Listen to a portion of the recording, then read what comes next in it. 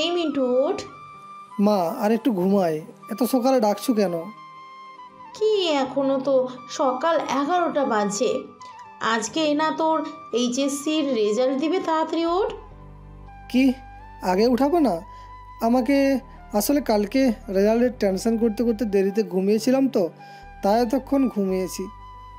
আমি বুঝেছি তো, তাই তো তোকে এতক্ষণ ডাকি নাই। আচ্ছা এখন তাড়াতাড়ি ফ্রেশ হয়ে আয়। ওকে মা। তারপর ফ্রেশ হয়ে নাস্তা করে কলেজের জন্য বের হলাম। যেতে যেতে পরিচয়টা দিয়ে দিই, আমি মিন্টু। আমার বাবা একজন বড় বিজনেসম্যান। আমি বাবা মায়ের 3 মাত্র সন্তান। বড় 2 ভাই আছে, বড়জন বিবাহিত, আর বাবা মাকে নিয়েই আমার পরিবার। আমি এবার এইচএসসি দিচ্ছি, আর আজকে রেজাল্ট দিবে। পরিচয় দিতে দিতে কলেজে চলে আসলাম। কলেজে আমার বন্ধুরা সবাই একসাথে বসলাম, সবার মুখে চিন্তার ছাপ রেজাল্ট নিয়ে। তখন আমার বন্ধু সিয়াম বলল, দোস্ত, রেজাল্ট ভালো হবে তো? ইনশাল্লাহ ভালো হবে। এই জহরের আজান দিতেছে। চল নামাজ পড়ে আসি, রেজাল্ট তো দিবে 2টায়। তারপর সবাই মসজিদে গিয়ে নামাজ পড়ে কলেজে গেলাম রেজাল্ট আনতে। রেজাল্ট শুনে তো আমি খুশিতে লাফ দিলাম, কারণ আমি গোল্ডেন A+ পেয়েছি। আমার বন্ধুরাও সবাই ভালো রেজাল্ট করেছে, আর আমি বাবা মাকে ফোন করে সব জানিয়ে দিলাম। তারা অনেক বেশি খুশি। তারপর আমি বাসায় চলে আসলাম। আমি বাসায় যেতেই বাবা মা আমাকে মিষ্টি খাইয়ে দিল, আর আমি পা ছুঁয়ে সালাম করলাম। তোমাদের দোয়া থাকলে আমি অনেক বড় কিছু করতে পারবো। আমাদের দোয়া সব সময় তোর সাথে থাকবে। তখন ভাবি আমার কাছে আসলো, এসে আমার হাতে একটা চাবি দিয়ে বলল, আমার পক্ষ থেকে একটা সামান্য গিফট তোর রেজাল্টের জন্য। এটা কিসের চাবি? এটা একটা বাইকের চাবি। তোর ভাইয়ের আমাকে দেওয়া জমানো টাকা দিয়ে এটা কিনেছি। এটার কি দরকার ছিল ভাবি?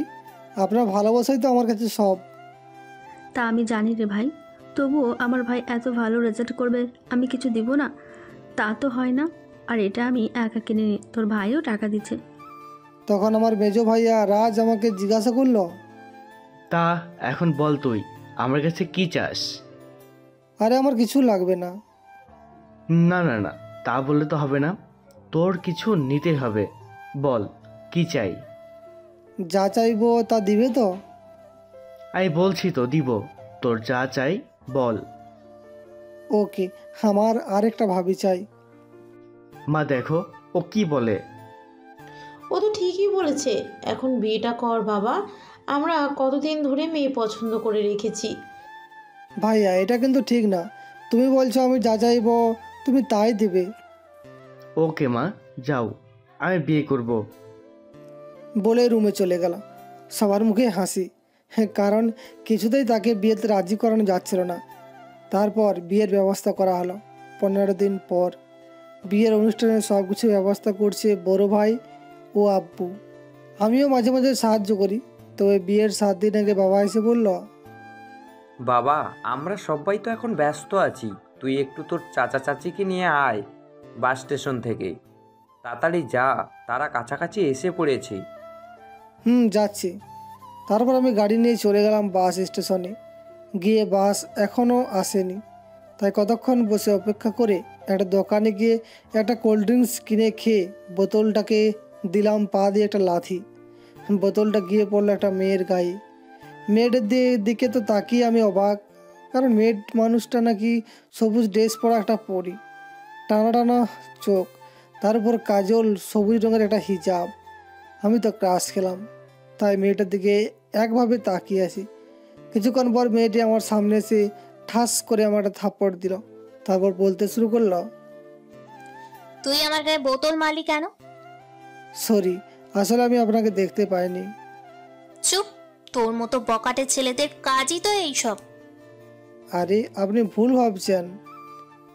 আমি এখন একজনকে খুঁজতে এসেছি, না হলে তোর খবর ছিল। যত সব ফালতু পোলা। মেয়েটি এই বলে হাঁটতে লাগলো। কি আজব মেয়ে বাবা, দেখতে সুন্দর কিন্তু রাগী আর অহংকারী। আমি বলতে বলতে বাস কাউন্টারের দিকে যেতে লাগলাম। গিয়ে দেখি কাকা কাকি দাঁড়িয়ে আছে। আমি গিয়ে তাদের পায়ে সালাম করলাম। তারা দুজনেই বলল, বেঁচে থাক বাবা, আমাদের দোয়া সবসময় তোর সাথে থাকবে। অঙ্কিতা তোকে খুঁজতে গেছে, ও তো এখনো আসছে না। এই অঙ্কিতা আবার কে? কে আবার? আমাদের মেয়ে। ওই তো মেয়েটা এসে গেছে।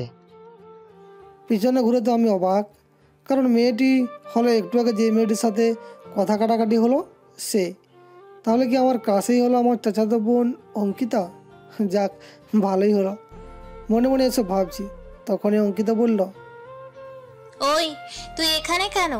বকাটের ছেলে কোথাকার, এখন আবার আমার পিছু নিয়েছিস? আরে আপনি? কি যাতা বলছিস তুই? কি চিনোস ওকে? একটু আগেও আমার সাথে ঝগড়া করেছে। যাক বাবা, ঝগড়া করলো সে, দোষ দিল আমার। মনে মনে এসব বলছি আমি, তখন চাচা বলল, কি বলছিস এসব? ও এরকমটা করতে পারে না। তোর কোথাও হয়তো ভুল হচ্ছে, কারণ ও হচ্ছে তোর চাচাতো ভাই মিন্টু। আচ্ছা বাবা, তুই বলতো কি হয়েছিল একটু আগে? আসলে চাচা, তারপর চাচাকে সব খুলে বললাম। তারপর গাড়ি নিয়ে বাসায় চলে আসলাম। বাসায় এসে ফ্রেশ হয়ে লাঞ্চ করে বাসার বাইরে আসলাম। ফ্রেন্ডদেরও আসতে বললাম, কারণ বাসায় এত মানুষের মাঝে ভালো লাগছিল না। সবাই চলে আসলো আমাদের ক্লাবে, যেখানে সবাই আড্ডা দিই। তারপর সবাই সেখানে আড্ডা দিচ্ছি, কিন্তু আমার আড্ডায় মন বসছে না। শুধু অঙ্কিতার মুখটা ভেসে উঠছে, আর ভাবছি কি করে মানুষ এত সুন্দর হতে পারে। ওকে তো আমার প্রথম দেখায় ভালো লেগেছিল, এখন কি তাহলে ভালোবেসে ফেলেছি? না, এ হয় না। সে তো আমার 1 বছরের সিনিয়র। ও, আপনাদের তো বলাই হয়নি, অঙ্কিতা এইবার অনার্স 2য় বর্ষে উঠেছে, আর আমি প্রথম বর্ষে উঠব। এগুলো ভাবছি, তখন এই সিয়াম একটা ধাক্কা দিল। ও হ্যাঁ, কি বলবি বল, কিছু বলবি? কোন জগতে আসোস তুই? সত্যি করে বল, কি ভাবছিলি আর মিটি মিটি হাসছিলি? না মানে, আসলে সাকিব, তুমি ভুলে যেও না, আমি তোমার শালা না, তুমি আমার শালা, কারণ তোমার বড় বোন আছে। শালা, এখন যতই কথা ঘোরানোর চেষ্টা করো কেন, কাজ হবে না। সত্যিটা বল এখন। তাহলে শোন, আমার একজনকে ভালো লেগেছে, আমার চাচাতো বোন অঙ্কিতা, কিন্তু সমস্যা হলো আমার 1 বছরের সিনিয়র। আরে ভাই, এটা কোনো কথা হলো? সিনিয়র হয়েছে তাতে কি? তাই বলে প্রেম করা যাবে না? যাবে, কিন্তু তবুও ভয় করে। দেখতে পরীর মতো, কিন্তু অনেক অহংকারী ও রাগী। ওদের সাথে এবার আড্ডা দিতে দিতে 5টা বেজে গেল। সেই সময় ভাইয়ার ফোন। একবার তাকিয়ে রিসিভ করলাম। ভাইয়া বলল মার্কেটে অঙ্কিতে যাবে, তাই আমাকে যেতে হবে। আমি বাসায় গেলাম, গিয়ে তাকে নিয়ে যখন বাইকে উঠতে যাব, তখন অঙ্কিতা বলল, তোর বাইকে যাব ভালো কথা, কিন্তু ব্রেক মারবি না। আমি ওই রকমের ছেলে না। তারপর বাইক চালিয়ে গিয়ে মার্কেটে আসলাম। তারপর আপুর প্রয়োজনীয় জিনিস কিনে যেই বেরোব, তখন দেখি আমার বান্ধবীগুলো দাঁড়িয়ে আছে। আমরা একই ক্লাসে পড়ি। তিথি তখন আমাকে বলল, কিরে মিন্টু, কে এটা? আর একসাথে মার্কেটে ব্যাপার কি, বুঝলাম না। আমি একটু মজা করে বললাম, এটা তোদের ভাবি। এটা বলে যে ওর দিকে তাকালাম, দেখি কিছু বলতে না পেরে রাগের চোখ, নাক, মুখ সব লাল হয়ে গেছে। আমাদের ভাবি তো দেখতে অনেক সুন্দর, অনেক সুন্দর মানেছে তোদের। তা কবে থেকে শুরু করলি তোদের রিলেশন, আমাদের না জানিয়ে? তোদের সাথে তো অনেকদিন দেখা হয়নি, তাই বলতে পারিনি। কুত্তা, একদম মিথ্যা বলবি না। তুই 1 সপ্তাহ আগেও আমার হাবিবের নামে মিথ্যে বলে টাকা নিয়েছিস। তোর কাছ থেকে অনেকদিন টাকা নিইনি, তাই তোর সাথে দেখা হওয়ার পর টাকাটা না নিলে হয়, তবে তোর জন্য কষ্ট হচ্ছে। অঙ্কিতা আপু চুপচাপ আমাদের কাহিনী দেখছে আর হাসছে। তখন নীলাকে বললাম, আস্তে আস্তে তোমার রিলেশনের এমন 12টা বাজাবো না, আর কখনো জোড়া লাগবে না। না না দোষ, তুই আমার কলিজার দোষ না। একদম ভদ্র সেজে আদুরে গলায় নীলা বলল কথাটা। আমি ভাবলাম এই সুযোগ, কিছু টাকা নিতে হবে, তাই তাকে বললাম, এতে হবে না, কিছু লাগবে। কুত্তা, কত লাগবে বল? এই তো শোনা, লাইন এসেছো, 5000 টাকা দিলেই হবে। আমি এইসব বিষয়ে বেশি কথা বলি না। আমি জানি এখন আমাকে ওর টাকা দিতেই হবে, কারণ ওর একটা সিক্রেট আমি জানি। তখন নীলা রেগে অঙ্কিতার দিকে তাকিয়ে বলল, তোকে আমি দেখে নেব। আচ্ছা ভাবি, আপনি ওকে একটু সাহায্য করবেন প্লিজ। আচ্ছা, তোমাদের কি ও এভাবেই বোকা বানিয়ে টাকা নেয়? হ্যাঁ ভাবি, আমাদের সবার কাছ থেকে নেয়। আচ্ছা মিন্টু, শোন না দোস্ত, আমাদের আর্জেন্ট ট্রিট দে। তোরা তোদের ভাবির কাছ থেকে ট্রিট নিয়ে নে। জানিস তোদের ভাবি কত ভালো, সে নিজেই বলছে তোদের ট্রিট দিবে। বলে আমি মনে মনে হাসছি, কারণ অঙ্কিতা এবার ভালো ঝামেলায় ফেঁসেছে। আমার কথা শুনে অঙ্কিতা আমার কানে কানে বলল, কুত্তা, আমি তোকে কখন বললাম? এটা আমাকে সকালে থাপ্পড় দেওয়ার জন্য একটা সামান্য বাঁশ। তখন আমার বান্ধবীরা বেশ আগ্রহ নিয়ে বলল, সত্যি আমাদের ভাবি এত ভালো যে আমাদের ট্রিট দিতে চায়? ভাবি চলেন, ওর টাকায় কিছু খেতে পারবো না, আপনার টাকায় পারলেই হবে। অঙ্কিতা পড়ে গেছে মাইনকার চিপায়, মনে মনে ভাবছে, কুত্তাটা আমাকে এভাবে বাজাবে বুঝতে পারি নাই। এখন মনে হয় আমার টাকাগুলো গেল। কুত্তা, তোর ব্যবস্থা পরে করতেছি, এখন ওদের ট্রিটটা দিয়ে নি। আচ্ছা চলো। আরে আরে আমার বন্ধুরা আছে না, ওদেরও আসতে বলি। যতই হোক ওর বন্ধুর জিএফ ট্রিট দিবে। কুত্তাটা মনে হয় আমার টাকা আজকে 12টা বাজাবে। আচ্ছা আসতে বলো। তারপর আমি সাইডে গিয়ে আমি সিয়ামকে কল দিলাম, কোথায় তুই? এই তো এখনো আড্ডাখানায় আছি, সবাই আছে। ওদের নিয়ে রেস্টুরেন্টে চলে আয়, কোনো প্রশ্ন করবি না, যেভাবে বলবো সেভাবে কাজ করবি। ওকে। শোন তাহলে, রাস্তায় কিছু পথশিশু থাকলে তাদের নিয়ে আসবি, আর ওদের এমন জায়গায় আসবি যেন অঙ্কিতা আপু না দেখে। কিন্তু কোর্সেসটা কি বলবি তো? বললাম না, কালকে তোদের সব বলবো। তারপর অঙ্কিতা আপুদের কাছে এসে বললাম, চলো সবাই। তারপর সবাই মিলে রেস্টুরেন্টে গেলাম। কিছুক্ষণ পর সিয়ামরাও চলে আসলো। তারপর শুরু হলো খাওয়া। আমরা ছেলেরা এমন খাওয়া খাচ্ছি মনে হয় 2 দিন কেউ কিছু খায়নি। সিয়াম তো বলেই ফেললো, ভাবি আপনি দেখতে যেমন সুন্দর তেমনই মনটাও অনেক ভালো। অঙ্কিতার কথা শুনে শুধু মুচকি মুচকি হাসে মানবতার খাতিরে, আর মনে মনে বলছে, এইগুলো ফাজিলটার ফ্রেন্ড নাকি রক্ষস? আজকে টাকাগুলো গেল। এরপর খাওয়া শেষ। বিল দেওয়ার সময় আপু তো অবাক, কারণ খাওয়া শেষে ওয়েটার যখন বিলের কাগজ হাতে দেয় তখন অঙ্কিতা আপু অবাক, কারণ বিল হয়েছে 15,550 টাকা। তখন অঙ্কিতা আপু ওয়েটারকে ডেকে জিজ্ঞাসা করলো, এত বিল হলো কি করে? আসলে ম্যাম, ওই যে দেখেন বাইরে দাঁড়িয়ে আছে 50টার মতো পথ শিশু। ওরা দাঁড়িয়ে আছে তো আমার কি? আসলে ম্যাম, ওরা ওই স্যারদের সাথে এসেছে, তাদের সবার। আমাদের দিকে ইশারা করে ওয়েটার কথাটা বলল। আমি তাকিয়ে দেখি অঙ্কিতা আপু আমার দিকে রাগি চোখে তাকিয়ে আছে। তার উপর আমি দিলাম আবার চোখ টিপ দিলাম। এতে তো ও আরও তেলে বেগুনে জ্বলে উঠল। ফাজিল, তোর জন্য আমার এতগুলো টাকা গেল, তার উপর আবার চোখ টিপ মারিস। তোর একটা ব্যবস্থা করতে হবে। আমার সাথে ফাজলামা করার মজা হারে হারে টের পাবি। আচ্ছা এই নি টাকা। তারপর সবাই রেস্টুরেন্ট থেকে বের হলাম। তারপর সবাই অঙ্কিতা আপু আমার কাছ থেকে বিদায় নিল। আমি তখন তাকে বললাম, আরে আপু দাঁড়িয়ে কি দেখেন, এখন চলে আন। হারামি, তোর জন্য আমার কতগুলো টাকা গেল। এটা আমাকে থাপ্পড় দেওয়ার জন্য। আমার সাথে লাগতে আসবেন না, নাহলে আরও খারাপ অবস্থা হবে। তারপর বাইক চালাতে শুরু করলাম। বাইক একটা দোকানের সামনে থামালাম। তারপর জিজ্ঞেস করলাম, আপু আইসক্রিম খাবে? ফ্লার্ট করছিস কুত্তা? থাক, তোমার খাওয়া লাগবে না, আমি একাই খাইছি বলে চলে গেলাম দোকানে। কুত্তা আমাকে ফেলে এখন আইসক্রিম খাবে, এর একটা শাস্তি দিতেই হবে। আর আমিও বা ওটা কেন বলতে গেলাম? আমি দোকান থেকে 2টো আইসক্রিম কিনে নিয়ে চলে আসলাম। আমি আপুর সামনে দাঁড়িয়ে আইসক্রিম খাচ্ছি আর চোখে আপুর দিকে তাকাচ্ছি। দেখি আপু আমার দিকে তাকিয়ে আছে। কুত্তাটা 2টা এনে আমাকে একটা দিচ্ছে না কেন? আমি বুঝলাম ম্যামের ইগো ধরে রাখার জন্য এরকম করছে, তাই তাকে আর কষ্ট না দিয়ে বললাম, এই নিন। আপনাকে না দিলে আমার পেট খারাপ হতো, তাই দিলাম। আইসক্রিম দিয়ে খোটা দিচ্ছিস? দাঁড়া, আজকে বাসায় যেয়ে নি। তারপর আইসক্রিম খেয়ে দুজনে বাসায় আসলাম। আমি রুমে ফ্রেশ হয়ে ফেসবুকিং করছি। এমন সময় অঙ্কিতা আপু এলো, হাতে লাঠি। আমি তো অবাক, জিজ্ঞেস করলাম, এ কি তুমি আমার রুমে? তোর বান্ধবীদের সামনে কি যেন পরিচয় করিয়ে দিলি? ও ও টাটা তো আমি এমনি এমনি বলছিলাম।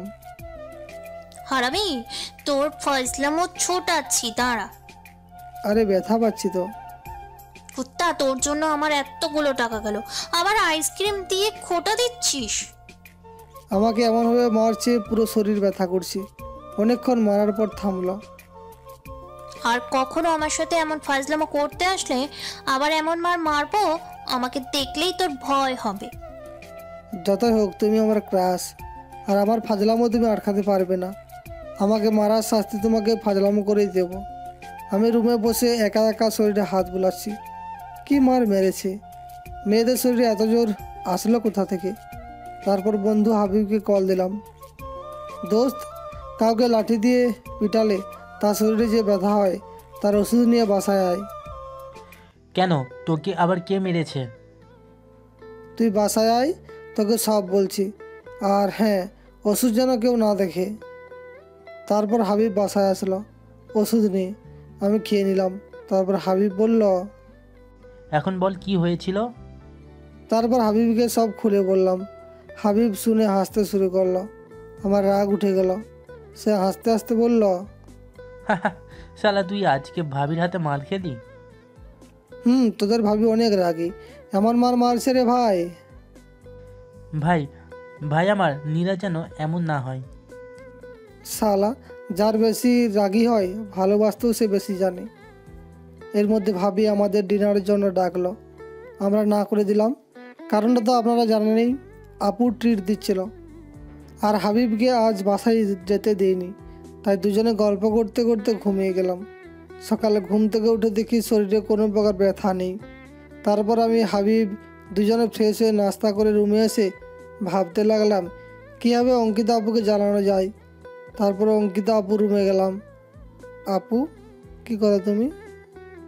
এই শোন, আমি তোর বড়, সো আমাকে আপনি করে বলবি। পারবো না আমি, তোমাকে আমি বিয়ে করব।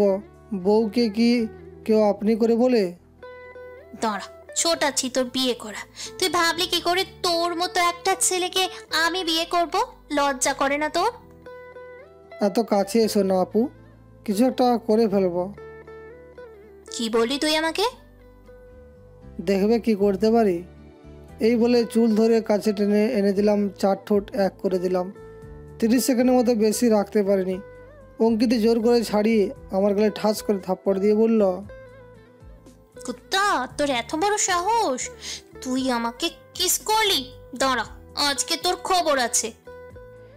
এই বলে যাওয়া ঝাড়ু হাতে নিল। যেই আমার কাছে এসে আমাকে মারতে শুরু করবে, তখন আমি বললাম, আরে কাকি তুমি? এটা বলার পরেই ভয়ে অঙ্কিতে ঝাড়ু ফেলে পেছনে তাকায়। আর আমি এই সুযোগে তার গালে একটা কিস করে দিলাম। দৌড়! কুত্তা, তুই আমাকে আবার কিস করলি? এই বলে আমার পেছনে দৌড় দিল। আমি গিয়ে চাচির পিছনে দাঁড়ালাম। এটা দেখে অঙ্কিতা আপুর আগে ফুসতে ফুসতে চলে গেল। আমরা রুমে আসলাম, তখন হঠাৎ সিয়াম কল করলো। ফোনে হাত দেওয়া মাত্রই আমার চোখ বেয়ে জল গড়িয়ে পড়তে লাগলো। সিয়াম কান্না করতে করতে বলল, দোস্ত, আমাকে বাঁচা প্লিজ। একটু আগে বাবা স্ট্রোক করেছে, ডাক্তারের কাছে নিয়ে এসেছি। ডাক্তার বলেছে বাবা নাকি আমাকে ছেড়ে চলে গেছে। বাসায় নিয়ে আসলাম, কয়েকটা লোক এসেছে। বাবার কাছে নাকি তারা প্রায় 11 লক্ষ টাকা পায়। এটা না দিলে তারা বাবার লাশ দাফন করতে দিবে না। কথাগুলো আমার পাশে দাঁড়িয়ে থাকা হাবিবও শুনছিল। আমরা আর এক মুহূর্ত দাঁড়ালাম না। আমি আমার ব্যাংকের চেকটা নিয়ে দিলাম দৌড়। সাথে হাবিবও আছে। আমার ভাইয়ারা আমাকে পড়াশোনা করানোর জন্য বাইরে পাঠাবে, তাই আমার অ্যাকাউন্টে 10 লক্ষ টাকা রেখেছিল। পরে যা হবার হবে। এখন বন্ধুর বিপদে সাহায্য করতে হবে, তাই দিলাম দৌড়।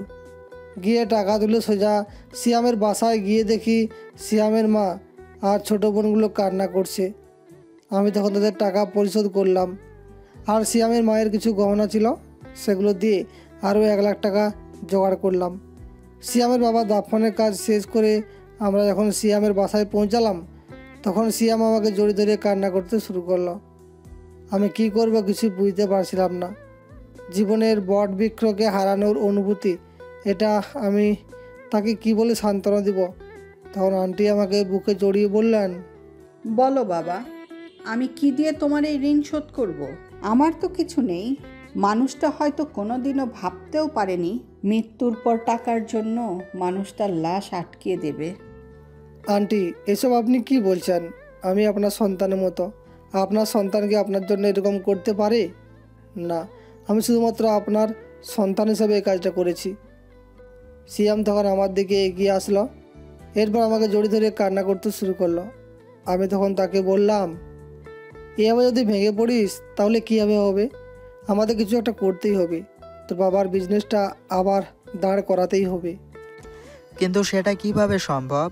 আমরা তো এই বিজনেস কিছুতেই ধার করাতে পারবো না, কারণ আমাদের কাছে টাকা পয়সা কোনো কিছু নেই। আর আমি এসব বুঝি না। বুঝি না বললে তো হবে না দোস্ত, আমাদেরকে করতেই হবে কিছু একটা। আমরা আমাদের বন্ধু বান্ধব 2-3 জনকে নিয়ে এই কাজটা আবারও শুরু করব। সবাই মিলে যদি ইনভেস্ট করি তাহলে আশা করা যায় আরও বড় হবে।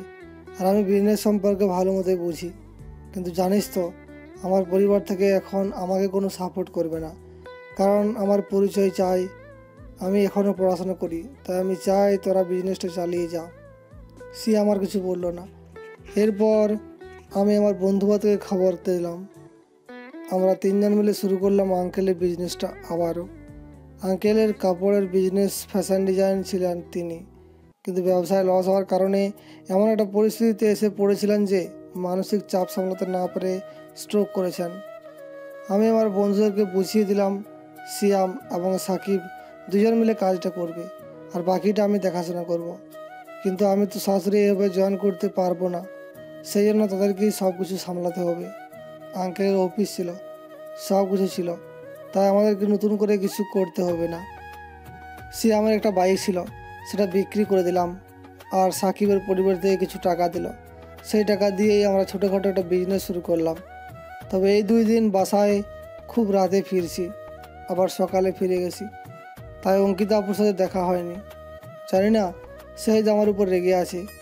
তবে আজকে মনটা অনেক ভালো, আঙ্কেলের ব্যবসাটা আবার নতুন করে শুরু করতে পেরেছি। সেই জন্য বাসায় গেলাম, গিয়ে দেখতে পেলাম সে ছাদে দাঁড়িয়ে আছে। আমি তখন পিছন থেকে গিয়ে দাঁড়ালাম, তার গালে চুমু দিয়ে দৌড় দিলাম। সে তখন আমার পিছনে দৌড়ে আসতে চাইলেও আমি কিছুটা আগে চলে এসে দরজাটা বন্ধ করে দিলাম। সে বাইরে দাঁড়িয়ে আমাকে গালাগালি করতে শুরু করলো। আমি শুনতে পেলাম, কিন্তু কিছু বললাম না। বিকেলবেলা রুমে বসে মোবাইল টিপছি। কিছুক্ষণ পরে অঙ্কিতা আপু আমার রুমে আসলো। রুমে এসে দেখলো আমি গেম খেলছি। তখন অঙ্কিতা আপু আমার কাছে আসলো, এসে আমার তাকে ফোন নিয়ে মারলো এক আছাড়। যাক বাবা, আমার ফোনটা ভেঙে একেবারে শেষ। তারপর আমি আপুর দিকে তাকিয়ে দেখি প্রচুর রেগে আছে। এ কি আপু, কি হয়েছে? তুমি এরকম করছো কেন? আর ফোন ভাঙলে কেন? তোর ফোনে কুষ্টির পিন্ডি। আগে বল, তুই আমাকে কিস করার সাহস কই পেলি? আমি তো ভয়ে শেষ। আরে কাকি তুমি? কিন্তু এবার অঙ্কিতা আপু স্বাভাবিক দাঁড়িয়ে থেকে আমার কলার চেপে ধরে বলল, এইবার আর মিথ্যে বলে পালাতে পারবি না। আরে আরে, তুই আমার ছেলেটার কলা ধরেছিস কেন? কাকি দেখো না, আমাকে মারতে এসেছে। কি? আর কিছু বলার আগেই অঙ্কিতা আপু দৌড় দিয়ে পালালো। থাক বাবা, ওকে আমি পরে দেখতেছি, এখন তুই খেতে আয়। আচ্ছা তুমি যাও, আমি আসছি। তাড়াতাড়ি আয়। এই বলেই চলে গেলাম। তারপর আমি আমার ফোনের কাছে গেলাম, গিয়ে দেখি ফোনের অবস্থা একেবারে বাজে। দেখে খুব কষ্ট হচ্ছে। অনেক কষ্টে নিজের টাকা জমিয়ে ফোনটা কিনেছিলাম, তারপরও সব রাগ চাপা রেখে ফোন থেকে সিম আর মেমোরি খুলে রেখে ফোনটা ফেলে দিলাম।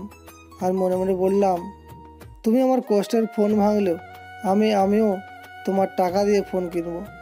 তারপর নিচে গিয়ে মন খারাপ করে খাবার টেবিলে বসলাম আর ভাবছি কীভাবে ফোনটা কিনবো।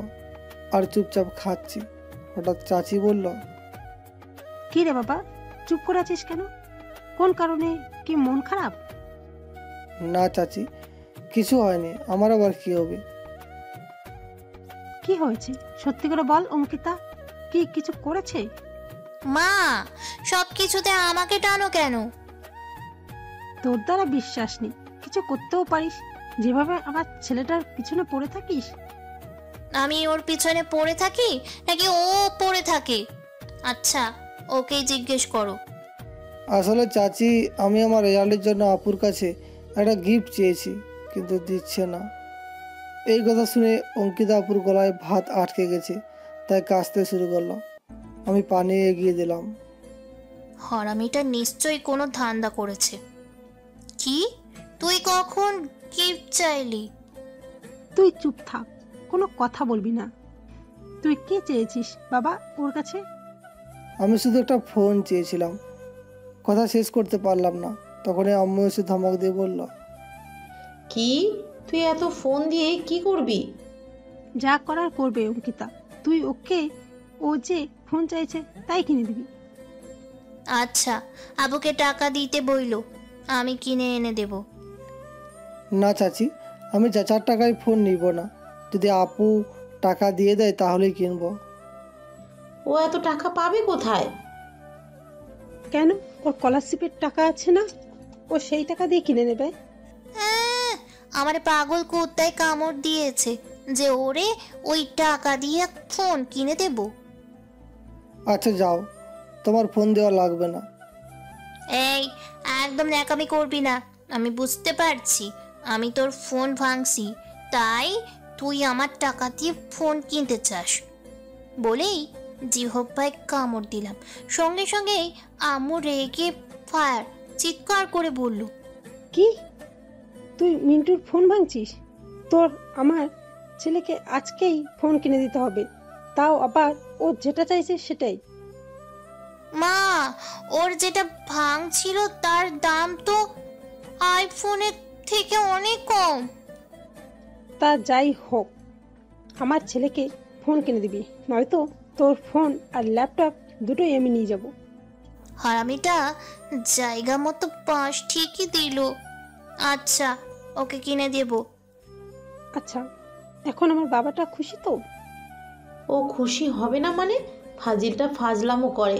আমার মেয়েটার কত টাকা নিয়ে নিল। আহ ভাবি, ছেলেটাকে খেতে দেন তো শান্তিতে। আর অন্যদিকে অঙ্কিতা আমার দিকে তাকিয়ে ভাবছে কি সুন্দর অভিনয়টা করতে পারে ফাজিলটা। আর আমি তাকিয়ে দেখি অঙ্কিতা আমার দিকে তাকিয়ে আছে, তাই দিলাম একবার চোখ মেরে। এতে তো আপু আরও রেগে গেল। খেয়াল করে দেখলাম আপু রাগলে তাকে তার সৌন্দর্য আরও বাড়িয়ে দেয়। গাল দুটো একেবারে লাল হয়ে গেছে। এটা দেখে আমি আবারও ক্রাশ খেলাম আর চিন্তা করলাম আপুকে যদি লাইফ পার্টনার করতে পারি তাহলে প্রতিদিন রাগাবো। তারপর সবাই খেয়ে যে যার রুমে চলে গেল। বিকেলবেলা চাচি আমাকে ডাক দিল। আসছি বলেই চাচির কাছে চলে গেলাম। দেখি অঙ্কিতা রাগি চোখে তাকিয়ে আছি। বলো কি বলবে? এই নে বাবা। চাচি একটা শপিং ব্যাগ হাতে দিয়ে কথাটা বলল। আমি অবাক হয়ে বললাম, কি আছে এতে? খুলেই দেখ না। আমি গেলাম রুমে। অঙ্কিতা পাশে এখনো দাঁড়িয়ে আছি। আমি তার সামনে খুলে দেখি একটা আইফোন। তারপর আমি খুশিতে লাফ দিলাম। অঙ্কিতা আপুর দিকে তাকিয়ে দেখি আগুন ঝরছে চোখ দিয়ে। দিলাম এক দৌড়। অঙ্কিতা আপুও পিছনে দৌড় দিল। আমি রুমে গিয়ে দরজা আটকিয়ে দিলাম। কি রে, দরজা আটকালি কেন? তোর তো অনেক সাহস, দরজা খোল। না না, আমি তোমাকে ভয় পাই না। দরজার কাছে একটা রাক্ষসী পেতনি আছে, তাকে ভয় পাই। তুই আমাকে রাক্ষসী পেতনি বললি? তুই তো লাল বাঁদর, কুত্তা, নাইজেরিয়ান ডন মানুষ। খুন করব তোকে। আমি চুপ করে দাঁড়িয়ে গালি শুনছি। বুঝতে পারছি আমি বের হলে আমার অবস্থা শেষ, তাই চুপ হয়ে আছি। আর অন্যদিকে অঙ্কিতা দেখে এত গালি দেওয়ার পরেও আমি বের হচ্ছি না। তখন নিজের মাথার চুল ছিঁড়তে ছিঁড়তে চলে গেল। আমি কতক্ষণ পর দেখি কোনো শব্দ হচ্ছে না, তাই বুঝলাম অঙ্কিতা চলে গেছে। তাই ফোন চার্জে লাগিয়ে দিয়ে একটা গল্পের বই পড়তে লাগলাম। এইভাবেই আমার ফাজলামও করতে করতে গেল 3 দিন। আজ ভাইয়ার গায়ে হলুদ, তাই বাসা সাজানো হয়েছে। অনেক আত্মীয় স্বজনও এসেছে। সকালবেলা আমি ঘুমাচ্ছিলাম, তখন ভাবি আসলো। কি দেবর মশাই, এখনো ঘুমাচ্ছিস? এখন ওঠ। ভাবি একটু ঘুমোতে দিন। এখন ওঠ না ভাই, অনেক কাজ আছে। ও, আপনার জ্বালা একটু শান্তিতে ঘুমাতে পারবো না। ভাবি হাতে একটা হলুদ রঙের পাঞ্জাবি দিল। আমি তাকে বললাম, এটা দিয়ে কি করব? এটা গায়ে হলুদে পরবি, আর এটা বিয়েতে পরবি। ভাবি এগুলো পরে কি করব? এগুলো পরতে হবে ব্যাস, আর কোনো কথা হবে না। আর এগুলো পরলে একটু সাবধানে থাকিস, কারণ আমার দেবরকে এগুলো পরা অবস্থায় দেখলে মেয়েরা টাঙ্কি মারতে চাইবে। আমার তো অঙ্কিতা আপু হলেই হয়, মনে মনে বললাম। এরপর মুচকি এসে ভাবিকে বললাম, আচ্ছা ভাবি, এখন যাও, আমি আসি। ওকে, এখন ফ্রেশ হয়ে নিচে আয়। বলেই চলে গেল। তারপর নিচে গিয়ে নাস্তা করে অঙ্কিতাকে খুঁজতে লাগলাম। পেয়েও গেলাম। দেখি অঙ্কিতা আপু আমার কাজিনদের সাথে আড্ডা দিচ্ছে। তাই আমি ওদের কাছে গেলাম, গিয়ে রাগানোর জন্য বললাম, কি মিস ময়দা সুন্দরীরা, কি করছো? কি বললি? তুই আমারে ময়দা সুন্দরী? তো কি, যেভাবে ময়দা দিয়েছেন, এতে একটা ময়দার দোকান দিলে ময়দার ব্যবসায়ী 1 বছরে কোটিপতি হয়ে যাবে। তুই এখন যাবি নাকি তোর নাক ফাটাবো? সব সময় এত ভেজাল থাকেন কেন? জন্মের সময় কি মিষ্টি কিছু মুখে দেয়নি? কি আমি ভেজাল? দাঁড়া, আজকে তোর একদিন কি আমার যে কদিন লাগে। এই বলে রুমের ঝাড়ুটা হাতে নিল। আরে আরে করছো কি? আমি তো মজা করছিলাম। দাঁড়া, ছোটাচ্ছি তোর মজা। আমাদের কাহিনী দেখে কাজিনরা হাসে, না দেখি পরিস্থিতি গরম। তাই আমি দিলাম দৌড়। অঙ্কিত এসে আমাকে ধরতে না পেরে বলল, আরে দৌড়াচ্ছিস কেন, আয়, মজা করবি না? আমি আর ফিরে তাকালাম না, এক দৌড়ে নিচে চলে আসলাম। সবাইকে কাজে সাহায্য করতে লাগলাম।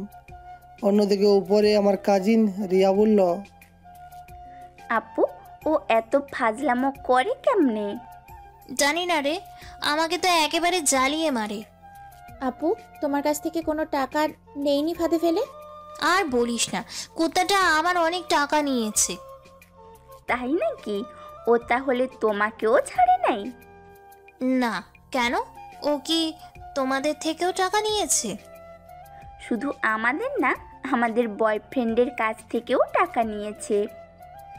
হ্যাঁ, বলো কি, তোমাদের বয়ফ্রেন্ডদেরও ছাড়ে নাই? আচ্ছা, তাহলে শোনো। সেই দিন আমি আর রিয়া ঢাকায় এসেছি ঘুরতে, সাথে আমাদের বয়ফ্রেন্ডও আছে। মিন্টু কিভাবে যেন তা দেখে ফেলেছে। তখন ও মনে মনে বলল, তোরা আমাকে না জানিয়ে এখানে এসে ঘুরে বেড়াচ্ছিস? দাঁড়া, তোদের মজা দেখাচ্ছি। আমরা পার্কে বসেছিলাম, তখন আমি আর রিয়া আইসক্রিম খাওয়ার জন্য বায়না করি।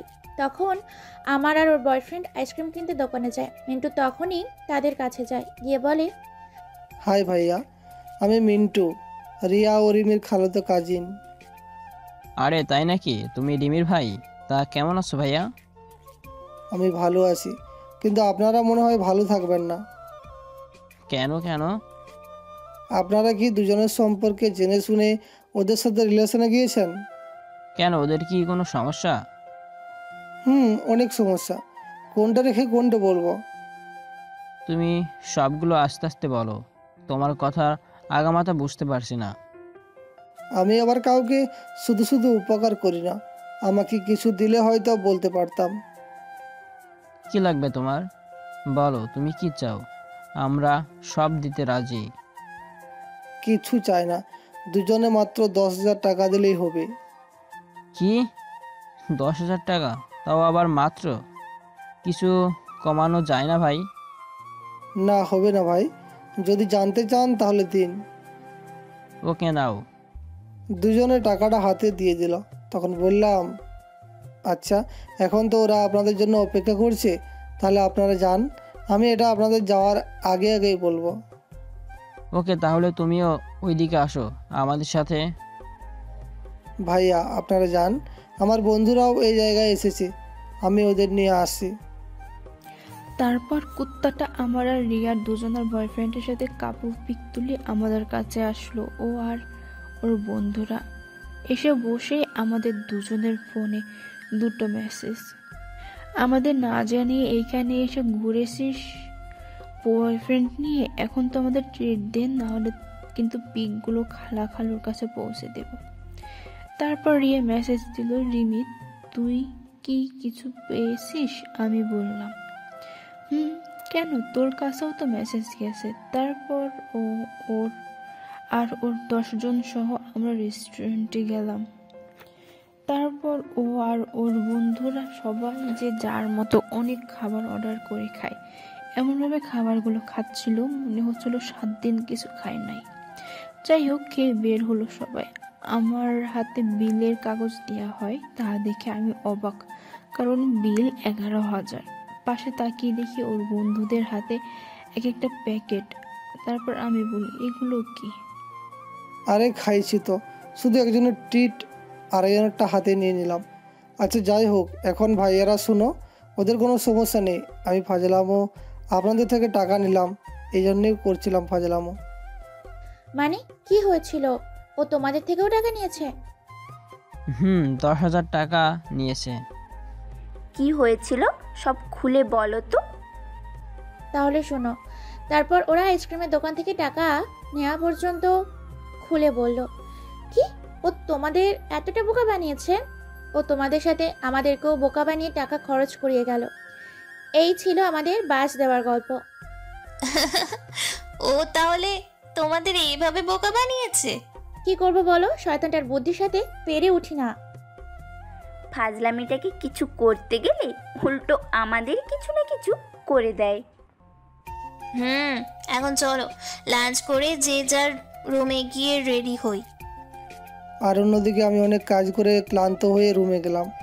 তারপরে ফ্রেশ হয়ে লাঞ্চ করে দিলাম ঘুম থেকে রেডি হয়ে হলুদ পাঞ্জাবি পরে বের হলাম। বের হয়ে দেখি হলুদের স্টেজ সাজানো শেষ হয়েছে। তারপর সিঁড়ির দিকে তাকিয়ে তো আমি অবাক, কারণ সিঁড়ি দিয়ে অঙ্কিতা আপু একটা হলুদ শাড়ি পরে নামছিল, যাতে হলদে পরির মতো লাগছিল। আমি তো এক ধরনের তাকিয়ে আছি। তখন আপু আমার সামনে এসে হাতের তুড়ি বাজিয়ে বলল, কি রে, এভাবে ভ্যাবলা কান্তর মতো তাকিয়ে কি দেখিস? তোমাকে দেখি আপু। কি, তুই আমাকে দেখিস? এভাবে বেহায়ার মতো একটা মেয়েকে দেখিস, কোনো লজ্জা করে না? আরে আমি কি বলছি, আপনার সৌন্দর্য দেখি মিস ময়দাবতী। এই কথা শুনে তো অঙ্কিতা রেগে আগুন হয়ে গেল, চিৎকার করে বলল, কি বললি তুই? আমি ময়দাবতী? তা নয় তো কি, যেভাবে ময়দা দিয়েছেন এতে 1 বস্তা ময়দা মনে হয় আপনার মুখেই আছে। কি বললি তুই? দাঁড়া, আজকে তোর একদিন কি আমার যে কদিন লাগে। বলেই আমাকে ধরবে, আমাকে আর পাই কি, ওখান থেকে পালালাম। অঙ্কিতা আপু পিছন থেকে বলল, কিরে পালাচ্ছিস কেন, দাঁড়া। আমি না শুনে আমি চলে আসলাম। তারপর আমি আমার ক্যামেরা নিয়ে রুম থেকে বের হলাম। সবাই আমার কাছে ছবি তুলতে চাইলেও আমি তুলিনি, কারণ ক্যামেরাম্যান আনা হয়েছে। আমি সুযোগ পেলেই শুধু অঙ্কিতা আপুর ছবি তুলছি, যা তার চোখে ধরা পড়ে গেলাম আমি। তারপর আমার কাছে আসলো। তুই আমার ছবি তুললি কেন? কই না তো, আমি কেন তোমার ছবি তুলবো? তোতলাচ্ছিস কেন? তুই নিশ্চয়ই আমার ছবি তুলেছিস। কই তোতলাচ্ছি? আমি তোমার কোনো ছবি তুলিনি। বললেই হলো। দেখি তো ক্যামেরাটা দে তো। কি করবে এটা?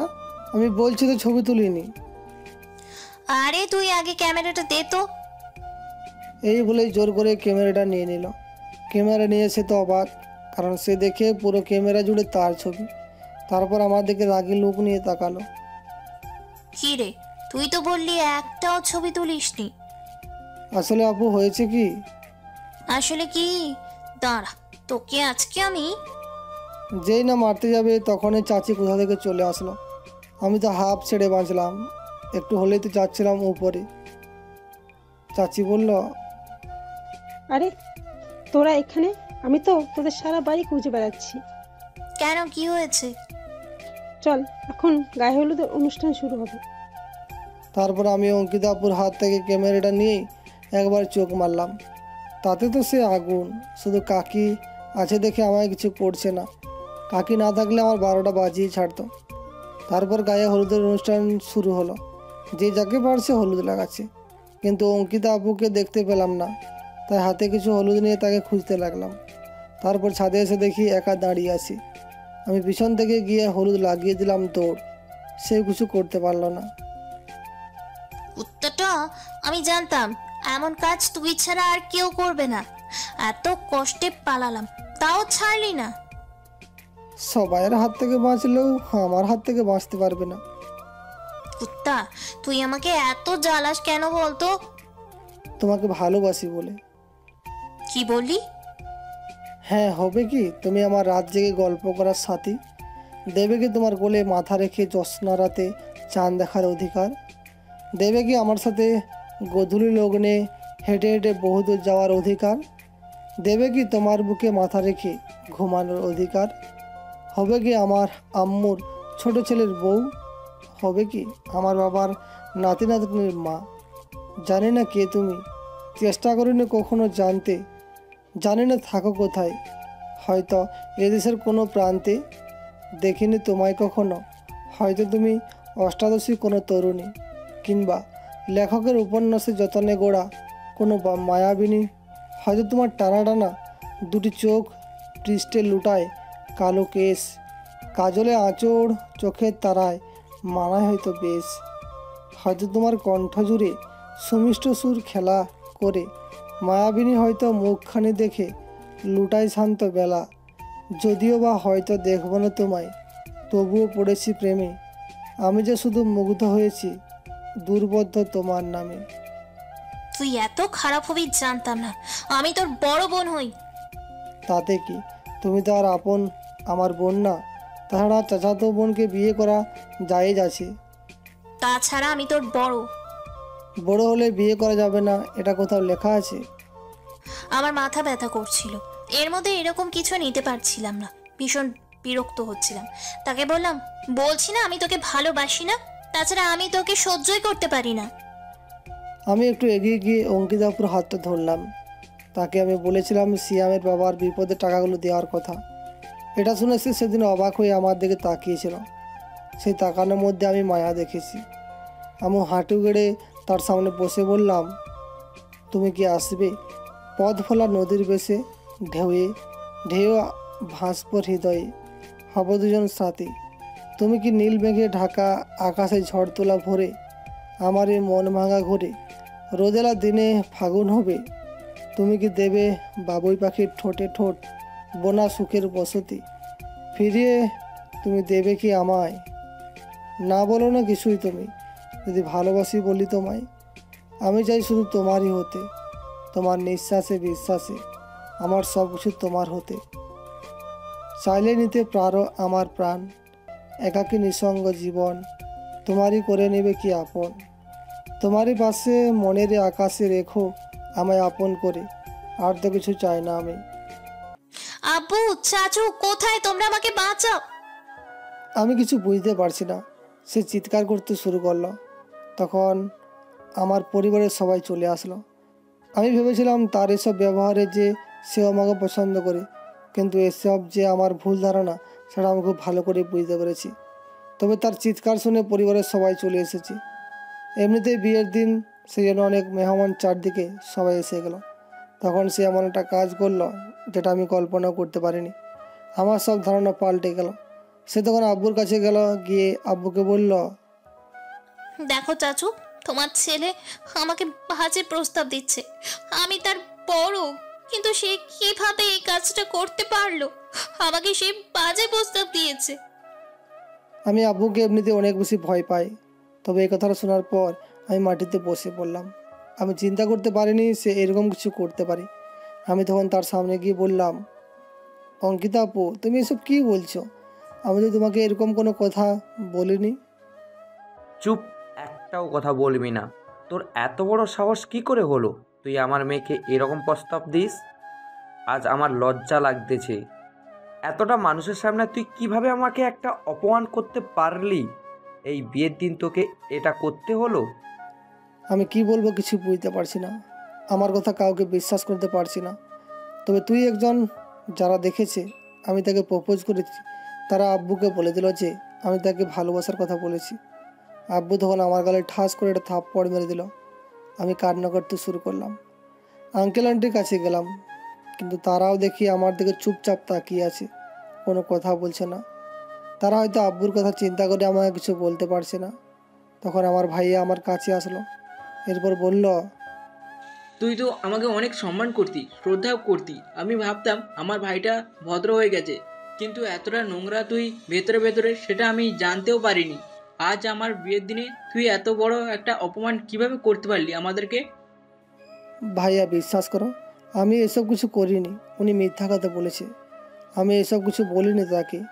আমি শুধু তাকে ভালোবাসি কথাটা বলেছিলাম। আমি তাকে ভালোবাসি কথাটা বলতেই ভাইয়া আমার গালে থাপ্পড় মেরে দিল। যে ভাইয়া আমাকে নিজের জীবনের থেকে বেশি ভালোবাসতো সে আমার গালে থাপ্পড় মেরে দিল। আমি আর বেঁচে থেকে কি করব? আমি তখন মাটিতে বসে পড়লাম। ভাইয়া তখন আমাকে বলল, তোর লজ্জা করে না নিজে থেকে একটা বড় মেয়েকে ভালোবাসার কথা বলিস? সে তোর থেকে বড়, সেটা তুই জানিস না? এরপরেও তুই কিভাবে করতে পারলি? তুই আমার মান সম্মান সব কিছু ডুবিয়ে দিলি। তখন অঙ্কিতাকে বিশ্বাস করে বলা কথাটাও সে বলে দিল। সে বলে দিল আমি জমানো টাকাগুলো নিয়ে নষ্ট করে ফেলেছি। কিন্তু আমি তো টাকা নষ্ট করিনি, সিয়ামের পরিবারকে সহযোগিতা করেছি। অঙ্কিতা তখন ভাইয়াকে বলল, ভাইয়া, ও শুধু আমাকে বাজে প্রস্তাব দিয়েছে এরকম না, ও এমন একটা কাজ করেছে যেটা বলার মতো নয়। তোমরা তার ভবিষ্যতের জন্য যেই টাকাটা জমিয়ে রেখেছিলে সেই টাকা কি চেক করেছো? একটা টাকাও নেই। এই কথা শোনার পর আব্বু আমার দিকে এগিয়ে আসলো। এরপর আমাকে মারতে শুরু করলো। মারতে মারতে বলল, আমি আজকে কিভাবে মুখ দেখাবো মানুষের সামনে? কিভাবে তোকে নিজের সন্তান বলে পরিচয় দিব? আমরা তোর ভবিষ্যতের জন্য তোকে উচ্চ শিক্ষিত করার জন্য টাকা রেখেছিলাম, সেই টাকা কি করেছিস? নিশ্চয়ই কোনো মেয়ের পিছনে ঢেলে দিয়েছিস, তাই না? বিশ্বাস করো আব্বু, আমি এরকম কোনো কাজ করিনি। ওই টাকা দিয়ে আমি ভালো কাজ করেছি, সিয়ামের পরিবারকে সহযোগিতা করেছি। একদম মিথ্যা কথা বলবি না। তোর কি প্রয়োজন সিয়ামের পরিবারকে সহযোগিতা করার? আমরা তোর ভবিষ্যতের জন্য এই টাকা জমিয়ে রেখেছিলাম। এই বাড়ি থেকে বেরিয়ে চলে যাবি। আজ এই মুহূর্ত থেকে তোকে আমি আর আমার সন্তান বলে স্বীকার করব না। তুই দেখি তোর ভবিষ্যৎ কিভাবে গড়তে পারিস। আমি কথাটা শোনার পরেই ভীষণভাবে কান্না করতে শুরু করলাম। আমি কোথায় যাব, কি করব? আমি তখন আব্বুকে কান্না করতে করতে পায়ে ধরে বললাম, আব্বু বিশ্বাস করো, আমি এরকম কিছু করিনি। তোমাদের ছেড়ে আমি থাকতে পারবো না।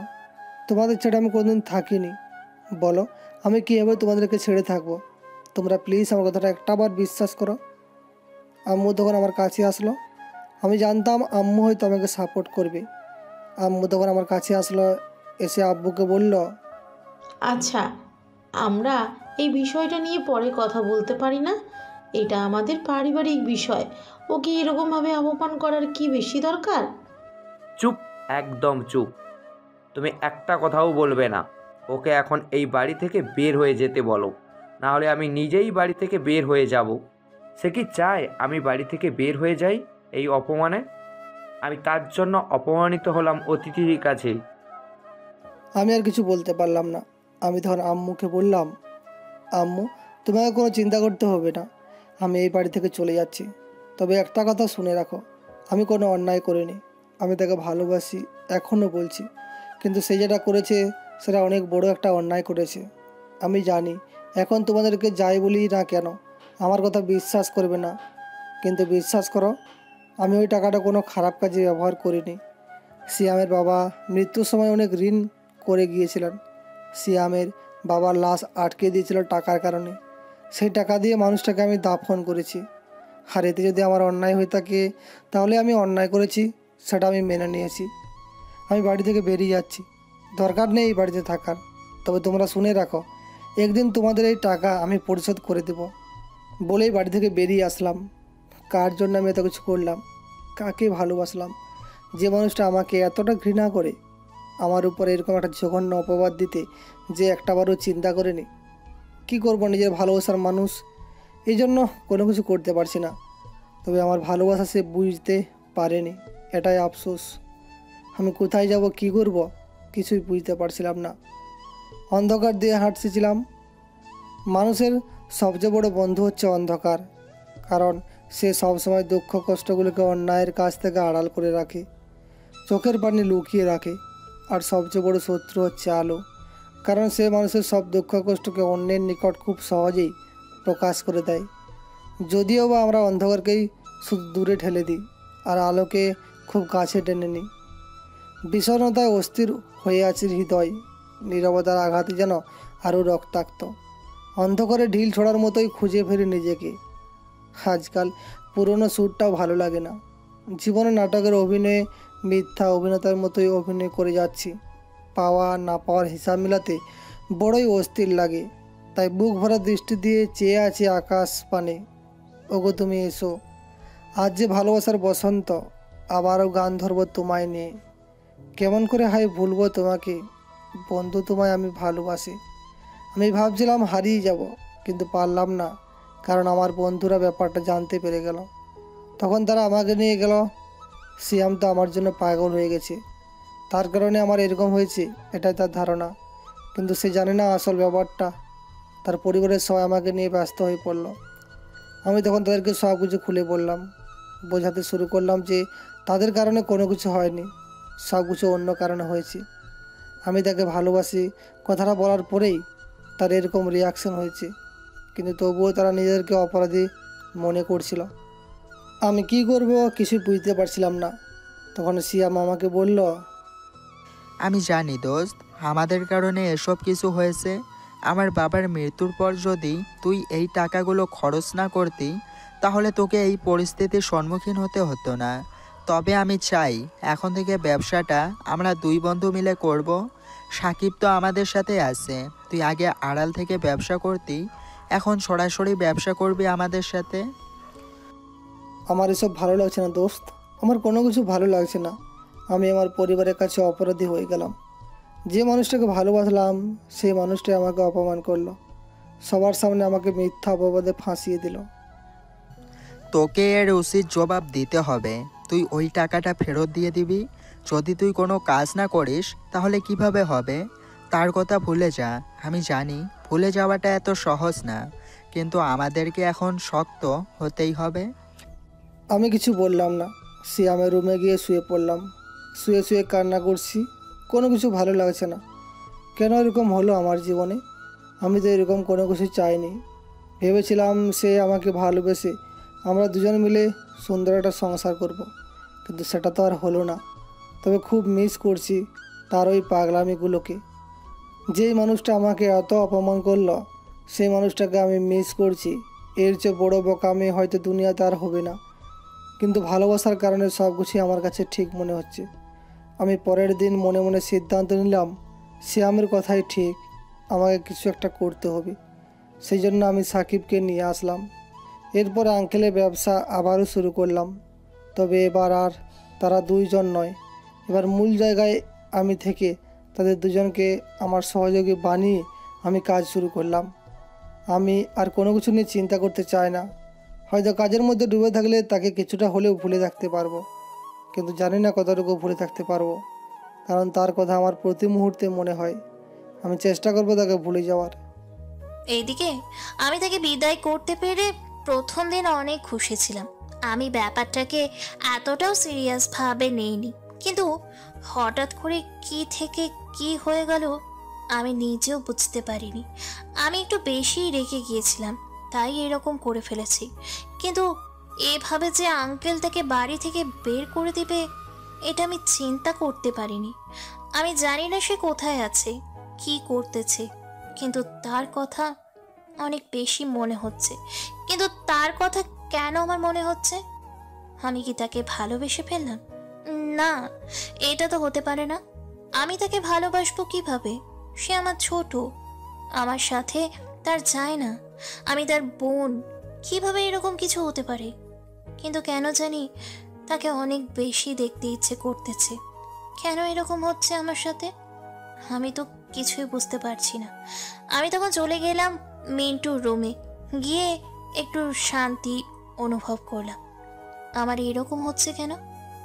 আমি তাকে ভুলে থাকতে পারছি না কেন? আমার মনে হচ্ছে আমি অন্যায় করেছি। বেশি তো হয়নি, মাত্র 3 দিন হয়েছে সে বাড়ি থেকে গিয়ে চলে গিয়েছে। এই 3 দিনে আমার কাছে অনেক সময় মনে হচ্ছে 1 বছর থেকে তাকে আমি দেখিনি। আমি তখন তার রুমে বসে আছি, রুমের এটা ওটা নাড়াচাড়া করতেছি। তখন হঠাৎ করে দেখতে পেলাম একটা ডায়েরি। ডায়েরিটা খুলতেই আমি অবাক হয়ে গেলাম। আমি দেখতে পেলাম পুরোটা ডায়েরিতে আমাকে নিয়ে লেখা।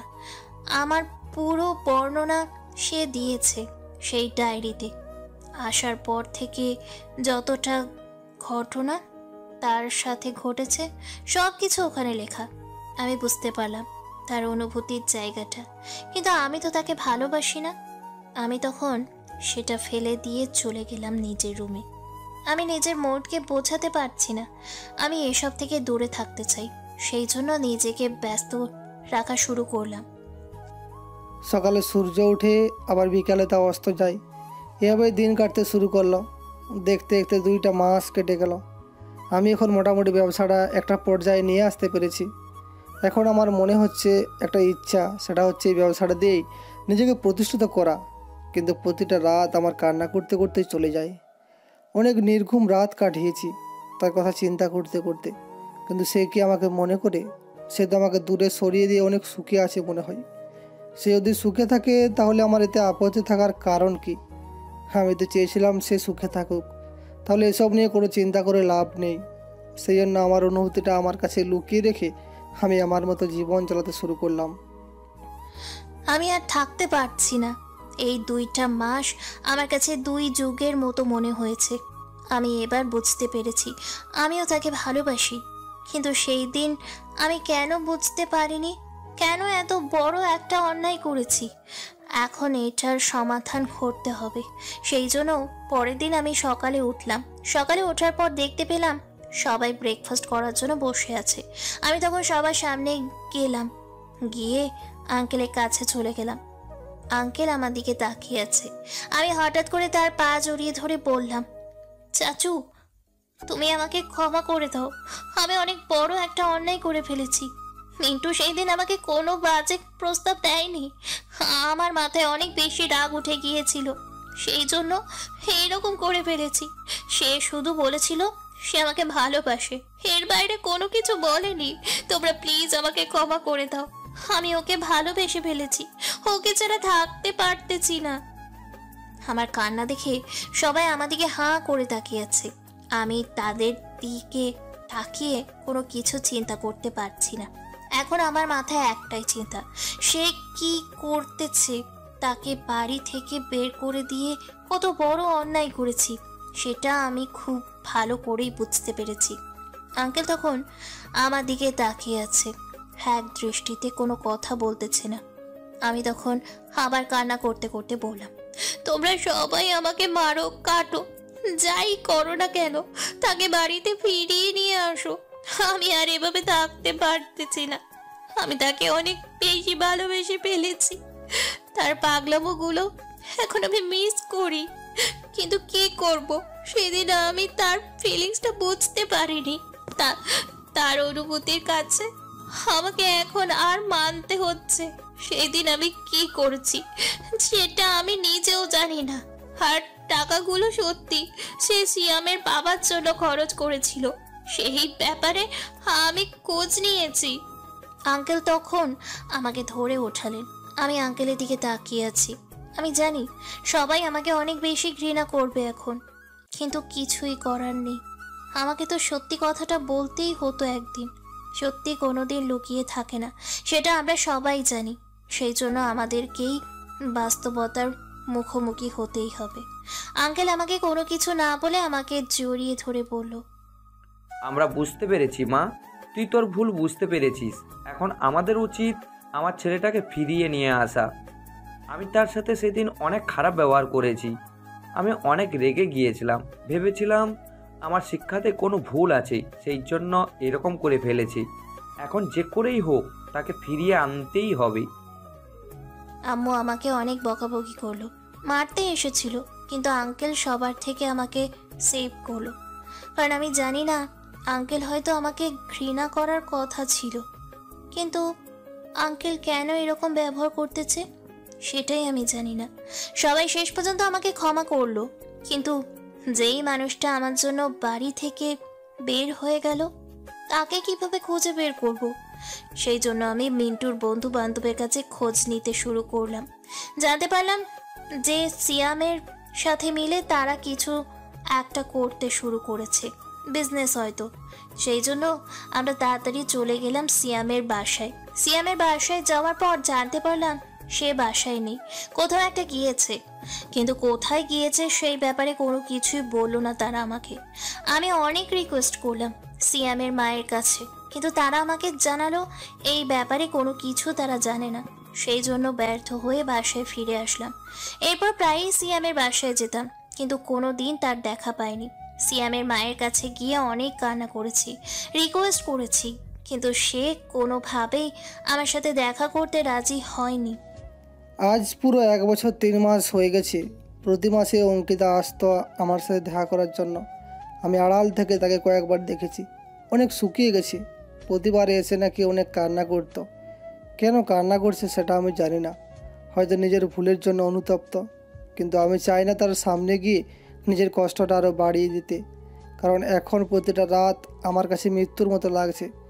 আমি তাকে ভীষণ ভালোবাসতাম, কিন্তু সে এরকম একটা কাজ করলো যেটা আমার কল্পনাতেও ছিল না। সে হয়তো অন্য কাউকে বিয়ে করে সুখী। এখন যদি আমি তার সামনে যাই তাহলে নিজের কষ্টগুলো কীভাবে আড়াল করব। আজ আমি একজন সফল ব্যবসায়ী। আঙ্কেলের ব্যবসা এই 1 বছরে আমি ঘুরে দিয়েছি, এমনভাবে সব কিছু সাজিয়েছি।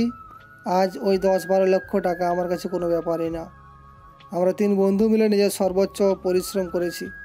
আঙ্কেলের ব্যবসাটা আগে থেকে মোটামুটি তৈরি ছিল, আর আমরা সেটাতে একটু কষ্ট করাতে বছর ঘুরতে না ঘুরতেই ফ্যাশন ডিজাইনে আমাদের নাম পুরো দেশে ছড়িয়ে পড়ল। তবে আজ আমি সিয়ামের পরিবার সহ সবাইকে নিয়ে একটা বিরাট কাজে যাচ্ছি। সেটা একটু অদ্ভুত হলেও এটা আমাকে করতেই হবে। সেই জন্য আমি আমার বাসায় চলে গেলাম টাকা নিয়ে গিয়ে আমি আমার আব্বুর সামনে দাঁড়ালাম। পরিবারের সবাই আমাকে দেখে দৌড়ে আমার কাছে আসলো, কিন্তু সিয়াম তাদেরকে কথা বলতে নিষেধ করলো। আজ আমি কথা বলবো। সেদিন আমার কথা কেউ বিশ্বাস করেনি। আমি তখন বাবার সামনে টাকাগুলো রাখলাম। এরপর বললাম, আব্বু না, সরি, আপনি তো আমাকে নিজের সন্তান বলে স্বীকার করেন না। তো মিস্টার রফিক চৌধুরী, আপনার সামনে আজ আমি আমার টাকাগুলো রেখে দিলাম। আপনি তো এই টাকার জন্যই বলেছিলেন না যে আমি আমার ভবিষ্যৎ নষ্ট করেছি। কিন্তু দেখেন, এই মানুষগুলোর দোয়ার কারণে, তাদের সহযোগিতার কারণে আজ আমি আপনার সামনে টাকাগুলো ফেরত দিয়ে দিলাম। আশা করি আপনার টাকার দ্বিগুণ টাকা আমি আপনাকে দিতে পেরেছি।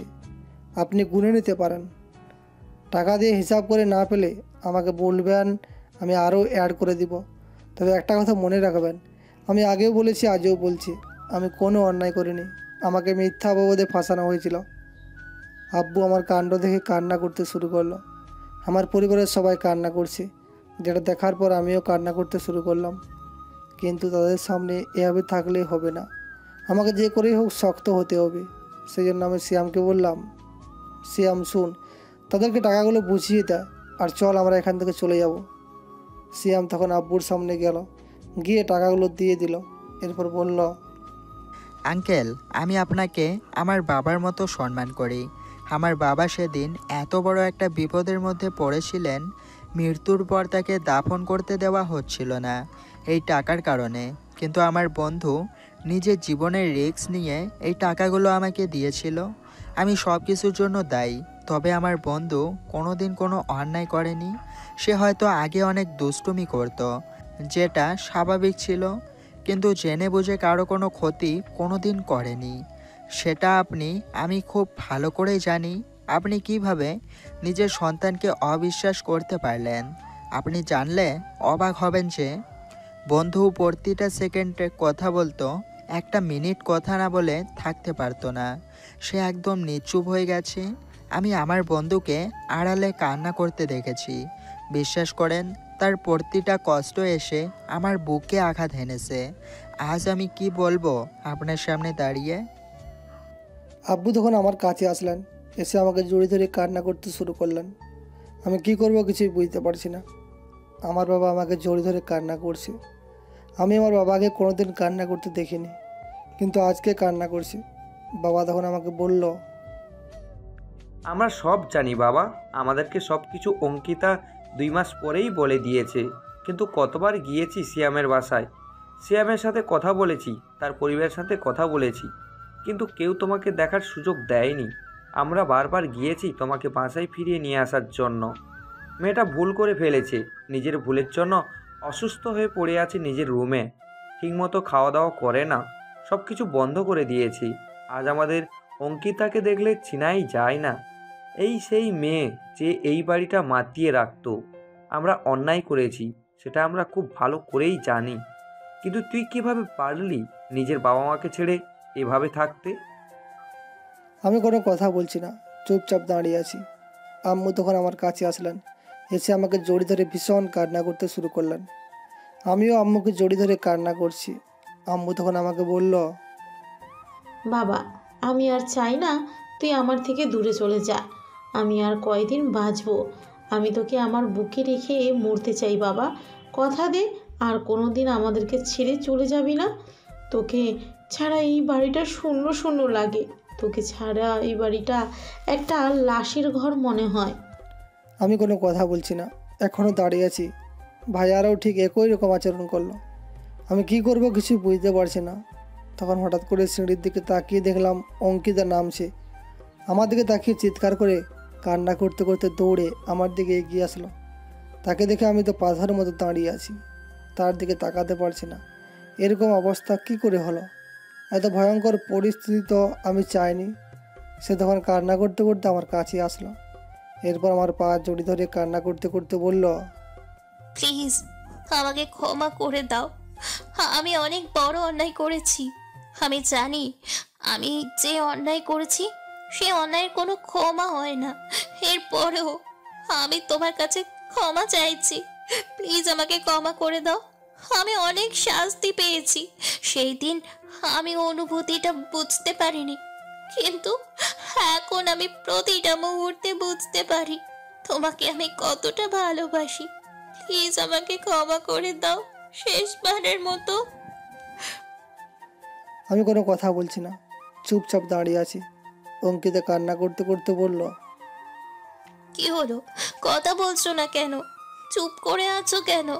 এতদিন আমি বেঁচে ছিলাম শুধু তোমার জন্য, তোমার কাছে ক্ষমা চাইবো বলে, কিন্তু এখন ক্ষমা চাইছি। এখন যদি ক্ষমা না করো তাহলে আমি আত্মহত্যা করব। আমি শুধু ভাবছিলাম তোমাকে শেষবারের মতো কথাটা বলতে। যদি বলতে পারি তাহলে আমি আত্মহত্যা করব। যদি না বলতে পারতাম তাহলে নিজেকে মনে মনে একটু শান্তিও দিতে পারতাম না। অভিনয় আর কত, এবারে বদলে ফেলো নিজেকে। আজ পরাজয় মেনে নিয়ে বলছি, আমি জয়ের নিশান কিন্তু আমিই পেয়েছি। কারণ মিথ্যে হলেও তো বলেছিলে তুমি ভালোবাসতে, মরে পৃথিবীর সবচেয়ে বেশি। বলো না ভালোবাসো আমায়। ও মরে যাবে কথাটা শোনার পর আমার মনটা অস্থির হয়ে গেল, কিন্তু কি করব কিছু বুঝতে পারছিলাম না। আমার সামনে সিয়ামের মা আসলেন। তিনি এতদিন আমার কাছে আমার মায়ের সমান ছিলেন। তিনি তখন আমার কাছে আসলেন। এরপর আমাকে বললেন, বাবা, আমার জন্য তুমি সব কিছু হারিয়েছিলে। আজ আমিই বলছি তোমাকে, জীবনে অনেক খারাপ পরিস্থিতি আসে যেটা আমাদের ভালো পরিস্থিতির কাছে নিয়ে যায়। সেই দিন যদি সে তোমাকে অপমান করে বাড়ি থেকে বের না করে দিত, তাহলে তুমি আজ এই জায়গায় পৌঁছাতে পারতে না। সেই দিনের অপমানের জন্য আজ তুমি একজন হতে পেরেছ। তুমি এই জায়গায় শুধু ওই দিনের ঘটনার কারণে। তাই ওটাকে তুমি তোমার জীবনের ভালো একটা মুহূর্ত মনে করো। সব কিছু ভুলে যাও, তাকে ক্ষমা করে দাও। সে নিজের ভুল বুঝতে পেরেছে। সবাই চায় তার প্রিয় মানুষটার কাছে থাকতে। কাছের মানুষটি তার প্রয়োজন বুঝুক, চায় তার যত্ন, তার আদর, চায় সে খেয়াল রাখুক সব সময়। তো বেশিরভাগ মানুষেরই সেই ভাগ্য হয় না। তোমার যখন হচ্ছে তখন তুমি হাতছাড়া করো না। আন্টি কি বলবো, আমি চাইলেও তাকে ক্ষমা করতে পারছি না। নিজের মনের কাছে আমি হেরে যাচ্ছি। দেখো বাবা, আমরা নিজের মধ্যে যেটা ধারণ করে রাখি সেটা আমাদের সাথেই হয়।